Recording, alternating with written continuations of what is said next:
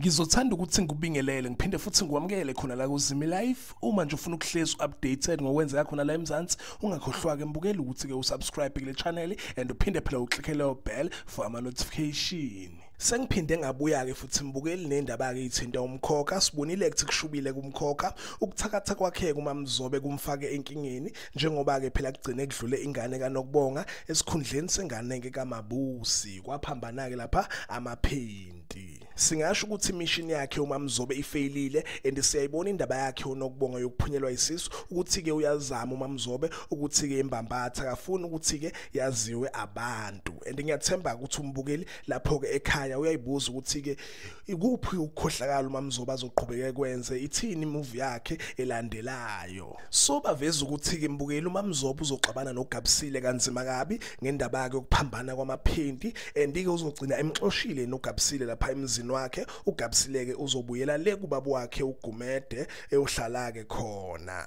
Okunye futhi okuvelile mbukeli kuvela ukuthi uMaMzobe uzotshela uNokubonga ukuthi ke indaba yakhe yokuphunyelwa isisu engayithi vum and baphinde baveza ukuthi unobuntu benayo uMabusi bazohlangana noNokubonga beketchup endabeni zabantwana. Kodwa ngaleso sikhathi uNokubonga kuzobaza ukuthi yena umntwana wakhe ulahlekile, kodwa kuMabusi benayo nobuntu bazobe bengazi, bazobeke sebexoxa khona ke into uNokubonga azoyizwa lapha ezomenza ukuthi asole ukuthi ke uMaMzobe uyathinteka ekulahlekeni kwengane yakhe. Andikhumbula ke mbukeli ukuthi ke uMaMzobe uhambile waya lapha kwifamily kaMthembu wayobuza ukuthi ingane kaMabusi ngabe iright na and ke bamsola ukuthi ke maybe khona into aphekwayo, kodwa ke basebesho ukuthi ke umvelase uzobavikela. Asazi ukuthini le uNokubonga azoyizwa, kodwa kumathiza bayaveza ukuthi uNokubonga khona into azoyizwa ezomenza ukuthi asole. Okunye okuphinde kwavela futhi kumathiza kuvela ukuthi ke uMaMzobe uzozama ukuconvince yena uNokubonga ukuthi ke elale nomfana oyi1 wakaMthembu kuze phela ekhulelwe igazi la kaMthembu. And baphinde baveza ukuthi ke izinto izobanzima for yena uNokubonga